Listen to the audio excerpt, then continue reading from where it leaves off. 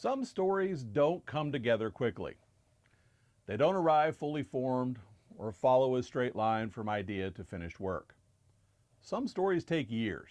They start, they stop, they almost happen, and then they fall apart. And sometimes they come back again. Vengeful is one of those stories. A project that spent nearly a decade finding its way to the screen. A film that, at different points, was close to being made more than once. And each time, something stood in the way. But the story didn't go away because some stories don't. They wait until the right people, the right moment, and the right persistence finally bring them to life. My guest today was there through that journey. Craig Beeman is the lead actor in Vengeful and also a co-writer on the film. Someone who didn't just step into the story, but helped carry it forward. And in this conversation, we talk about what it takes to stay with a project that refuses to come easy. The false starts, the near misses, and what it feels like when you've worked for something for years and it finally crosses the finish line. This is the story behind Vengeful and how it almost didn't happen. And this is my conversation with Craig Beeman. So we're talking to Craig Beeman here, who is the lead in Vengeful. And not only are you the lead, but you are also a co-writer on this. Also a co-writer, which I think actually helped in being a lead, because it was a very, as you know, it was a very intense shoot. There was a lot of really, really hard days. Also, I got sick twice on the shoot. We had other stuff coming up. I don't know, how did you avoid getting sick, by the way?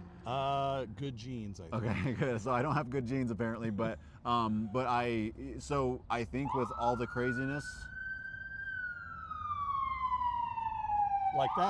Like that. salute to you, sir. Going to do your job. Hopefully nothing bad going on. So I think with all the craziness, that you always know there's going to be craziness in a movie shoot. I do a lot of stuff in film, and I've never been on a set that's not crazy. But with our intense filming schedule, that we were trying to do a feature length in 15 days, and then me as the lead actor that's in 90% of the scenes, I get sick 2 times in the process, including the stomach bug, which is a jolly good time. I think knowing that character as well as I did through helping write it, doing the revisions, I think that made a huge difference. So. Well, and speaking of helping write it, it's a process, and that's one of the things we go over here on the channel is this was not a quick and easy thing. Although the shoot, we got it in the 15 days, but with that, the process getting there was not a short one. No, it's so, Mary wrote this script, I'm gonna say 5-6 years ago. I'm just guessing, honestly, but I know it was a long time ago. I did revisions as we do. It came so many times. This film was so close to being made we had various different directors attached, various different producers attached, various different even whole teams. And I remember so many times Mary coming up to me and being like, oh, we have this team, we're doing this. And we would rewrite it according to what that team wanted, because a lot of times they wanted specific things. There's certain things that they're looking for, or based on location, based on what we had for special effects. Co-stars, they wanted different stuff. So we rewrote it so many times for that purpose. And so this time around, when it came around and, Mary's like, oh, we're so close to getting it made, I was like, whatever. Like, hello, sir. And we got an ambulance right in in the the middle middle of it. Yeah, that's right. They're They're putting on a show for us. unfortunately, someone needs an ambulance. Unfortunately, hopefully it's a cat. Your character didn't need an ambulance in this movie. He needed ambulances maybe for other people. It depends. Well, he needed ambulances for other people. I don't want to give away other things, too much stuff, but it was. I almost needed an ambulance as an actor. We were filming in 20-degree weather. Again, very intense days, a lot of very emotional scenes. So again, going back to helping write it, it was good to have that understanding of the character, because that came into play so many times. Well, and let's talk about that too. And we got to this a little bit. You were sick, but also you're kind of home. We had a lot of folks on set, you, me, a few other folks who are from the area. So what was it like filming this entire film? And it was the first feature-length film done in Lee County. What does that mean for you? So it was awesome. I grew up here, obviously. We don't have stuff like that here, so credit to Andy and Mary Harmeyer for pulling the strings, making that happen. You know, Mary obviously wrote it, directed it. They were both producers on it, and Andy did a whole bunch of stuff behind the scenes to make it happen. I wouldn't even know what all to go into with that, but we couldn't have made it happen without him and his guys from Harmeyer Electric.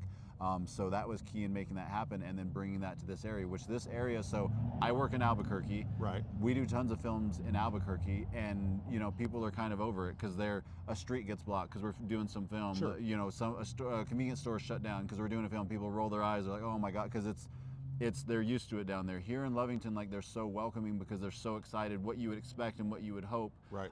That's a big reason why I know Mary wanted to bring it down here, so that the community could have that experience, because she also knew that they would love having film people here. Right. We would love having local people who still live here to be able to be a part of it if they're talented enough, because you know that's a part of it too.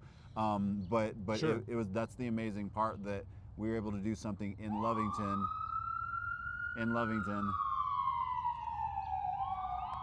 So welcome to YouTube World. We're filming That's outside, and we happen to be over by where the ambulances are leaving from, and it seems like all of them. Yeah, all of them are gone now.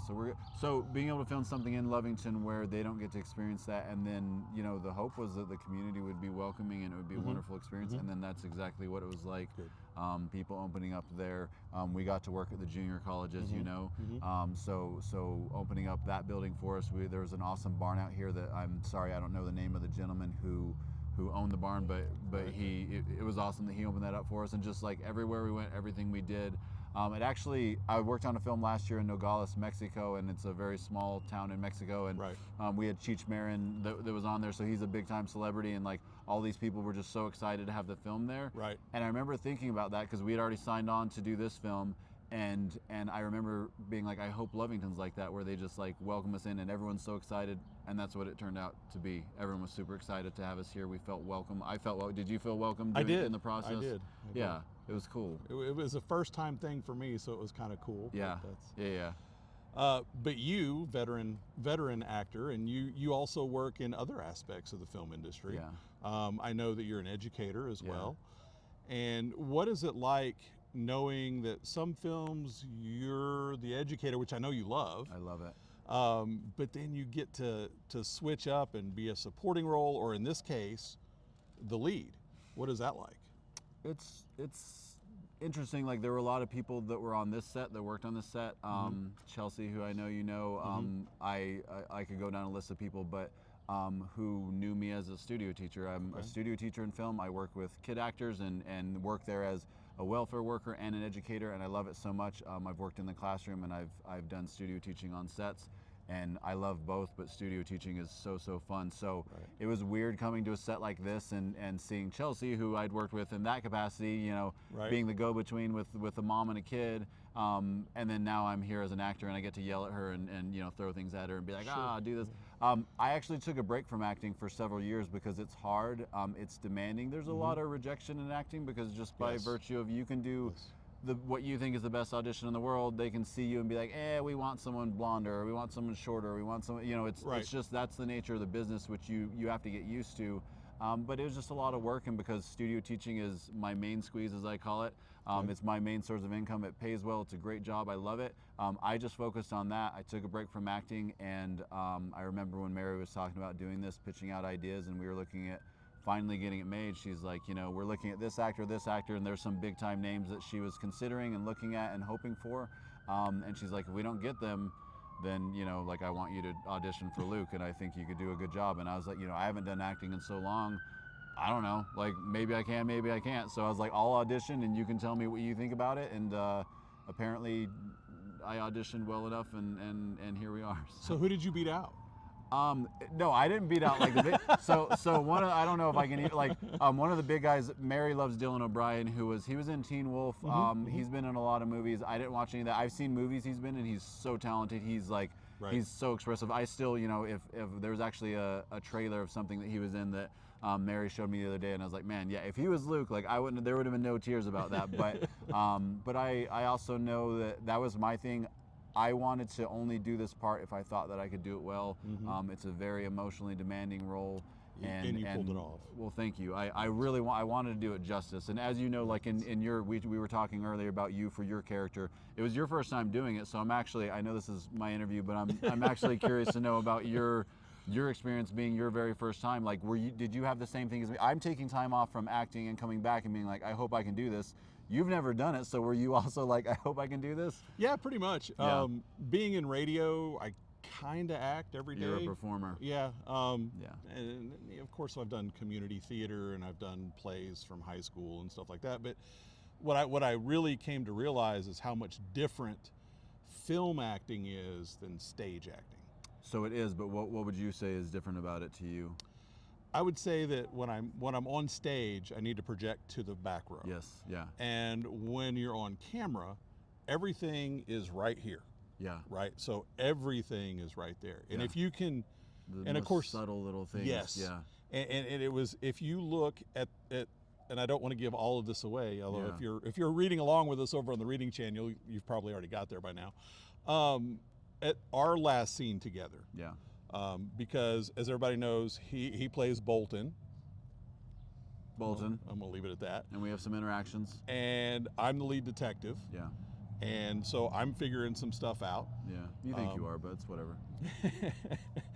And so there we have a confrontation scene. Yeah. And with that, there are that scene in particular is the one that I really realized, even though it was towards the end of filming, even and the end of the film, but it's towards the end of filming. I saw early on when we had a car scene, how everything was in that little square. Yeah. Right. But when I go back and I watch the rough cut on that scene, the You're My Scene, the way that the camera is on us, like there's a lot of other scenes where it was on us, but it was a little further back, nothing really close. That was but direct. on that scene, the camera is here, right? Like right there on somebody. And so every bit of it's on your face. Yeah. And you really realize that you could actually probably do a movie just like that. Yeah. Like everything, you could be in all that the expression, space. all the emotion. Yeah. Well, I'll say this is the funny thing about acting, and a credit to you as an actor. Like, we would do our thing. I remember numerous times at the junior college that we're having lunch together and we're being Blake and Craig and we're hanging out and we're joking around and all that. And then when we go into those scenes, and I think specifically the scene that you're referencing, that I'm like, you weren't Blake to me, like you were, and that's always helpful as an actor to like, I saw the detective, like I didn't see Blake, like you were coming after me, you were suspicious of me, you were like, and I didn't trust you and I didn't like you. I liked you, but like I like messing with you more than I like you, and that's a beautiful thing about acting, because you get lost in that. And I think that scene is like the perfect example of, I really felt that. Again, kudos to you as an actor, because that was real to me. We can have lunch and then 30 minutes later we can be mano a mano, and then I'm winning. I'm just joking. Well, we'll leave that. We don't know. We'll leave that. Whatever. Again, if you're reading along with us on the reading corner, you might have got there already. Yeah. But You don't know when you who's see the film, which is what we're talking about, and you're going to have to sit through the movie to get to that scene. Yeah.